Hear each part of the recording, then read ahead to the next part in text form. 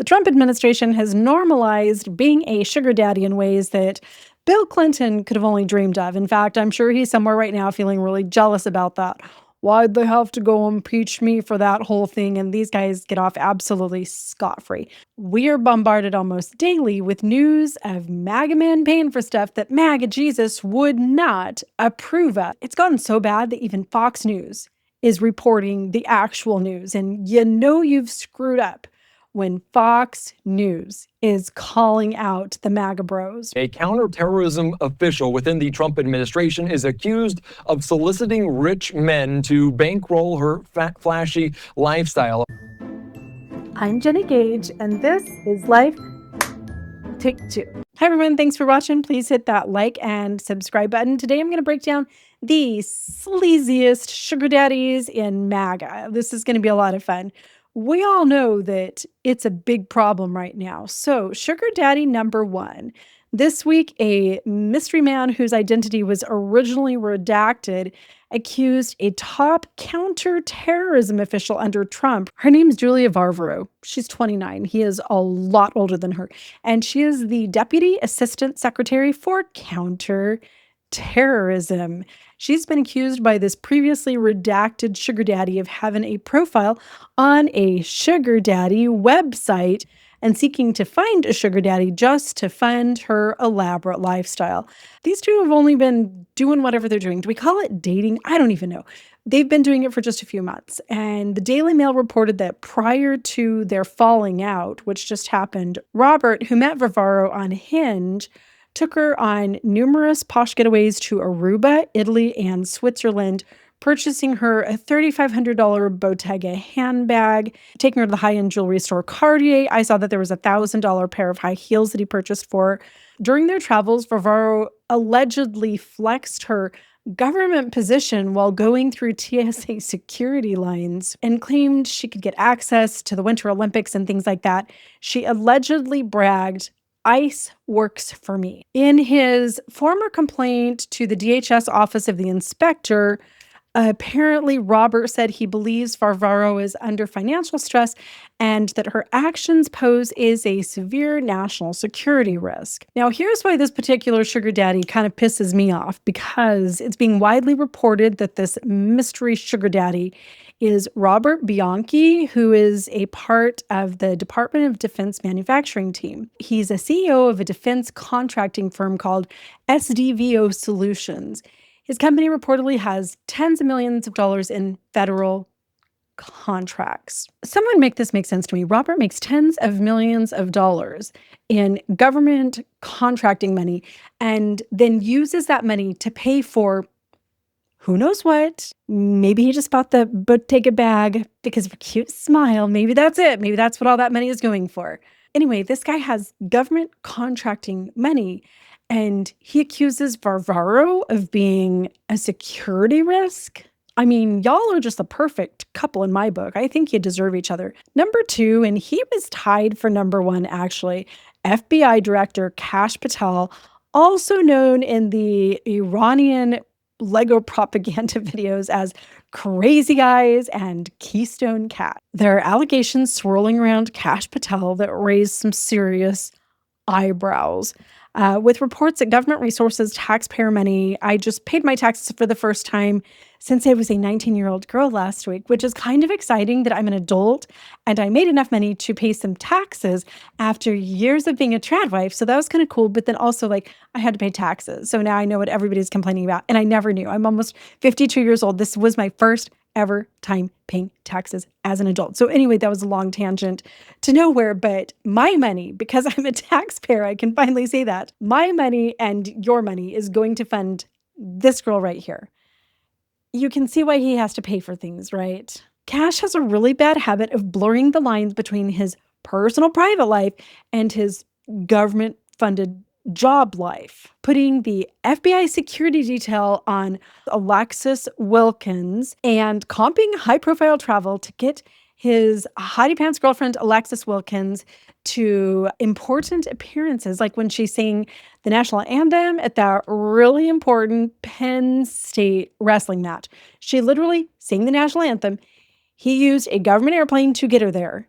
And then he used that same government airplane that we, the taxpayers, are paying for to get her home to California. Number 3, MAGA sugar daddy is the big kahuna himself, Donald Trump, who I like to call T. Diddy around the house.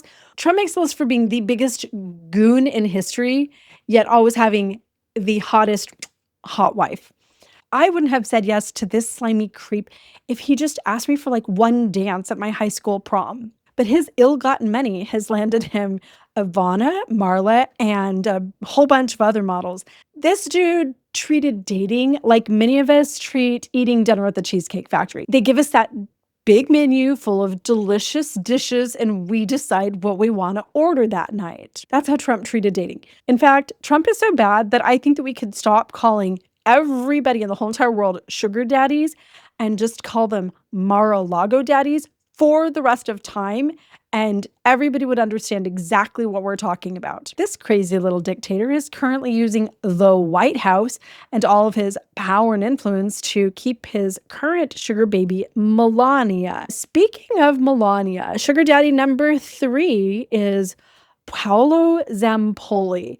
Dude just went gangsta on his ex-wife, reportedly having her thrown into a detention facility for a few months and then deported by ICE using his government appointment that he received from Donald Trump. But that's not why he's on the list. Long before Trump, Paolo Zampolli was Melania's original sugar daddy. And I'm just going to throw this out there. But when you look through pics of Melania and Zampolli together, there's a lot of chemistry there. I think there's more to this relationship than any of us will ever know.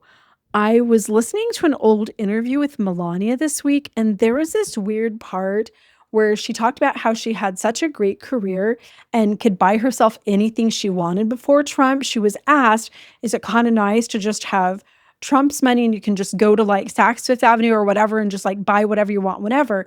And she says this. Let me play that clip for you. Never taken advantage of that situation.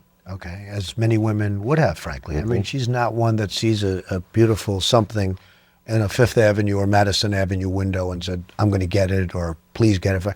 It's not her thing. You know, I made a lot of money myself, so it's like I know how it's to work and what money means. This just struck me as kind of odd because she didn't, though. She didn't have a huge career. It was just kind of mid. She was a mid-level model. Her career didn't really take off, pardon the pun, until she did that big mile-high GQ spread, which was after she met Trump. So where was Melania getting all this money from before Trump? The main character in her life prior to Donald Trump was Paolo Zampolli. We don't know exactly how they met. Zampolli, or somebody from his agency, encountered her through European agency networks or castings in Milan, which is where she was, then signed her and brought her to New York. Coincidentally, Zampolli was born in Milan in 1970. Guess what year Melania was born? 1970. They're exactly the same age. How sweet is that? We know that he brought her to the US. We know that he put her up in her first apartment in New York. This is widely publicized. We know that he introduced her to the future president. Zampolli has spoken about this repeatedly. We know that to this day, Melania is still close friends with him and that Trump has given him government appointments and perks. I don't know what all went down with Zampolli, if he was just Melania's agent or something else. But whatever he did, we have him to thank for that sugar baby becoming the first lady. Number 4, Tiger Woods. Dude paid for all those ladies back in the day when he had this hot, like Swedish wife, which was just creepy. He seems like a genuinely unhappy man, but his money landed him on Donnie Jr.'s hot ex-wife. Tiger Woods is currently dating Vanessa Trump, a former model and actress who was married to Donald Trump Jr. for over a decade, and she shares 5 children with him. It's a crossover nobody had on their bingo card. I was literally stunned when I heard that she had ended up with Tiger. But I don't know, maybe it's kind of match made in socialite heaven. Golf royalty meets Trumpworld inner circle. So Vanessa is mom to Donald's most famous granddaughter, little Kai Trump. So Tiger Woods could potentially become Kai's stepdaddy. Vanessa Trump used to be a model, but she hasn't had a job for a very long time. So she needs a tiger. Number 5, MAGA sugar daddy is Kristi Noem. Kristi Noem makes the list because she wears the pants in the family and because she was supporting both Corey Lewandowski and this bimbo in the hot pink biker shorts. She's another taxpayer money daddy for which she got nailed by the Senate Oversight Committee and fired from her position at the DOJ. I feel like Kristi was her own sugar daddy too. Like she was like using the government to sugar baby herself. I would like to speculate that nobody would date any of these dudes if they were just like your average broke bloke next door. Donald Trump in a trailer park would not have Melania or anybody. He wouldn't. Raise your hand if you would date Donald Trump if he had no money. Raise your hand if you would date Donald Trump with all the money. There we go. All right, I do have one more. In Memoriam, Charlie Kirk makes my sugar daddy list. He took a Scottsdale beauty pageant single cat lady and turned her into the CEO of Turning Point USA. Erica Kirk is waking up today in her 30,000 square foot luxury estate, just not too far away from where I live, building a red wall and selling merch because of her sugar daddy and his billionaire donors like Foster Freeze, Christian nationalism, J.D. Vance and Donald Trump, and all those crazy MAGA goons, like I used to be, who still listen to Charlie's crazy podcast. Have you seen all the gangsta-style diamond and gold rings that this girly bop is flashing all the time? It's weird, but I mean, good job, Charlie. You really sugared that baby up good. Is there anyone you think should be on the list? Tell me in the comments right after you buy yourself an Erica Tears water bottle. I'll link that in the description. Thanks for watching, everyone. Mwah.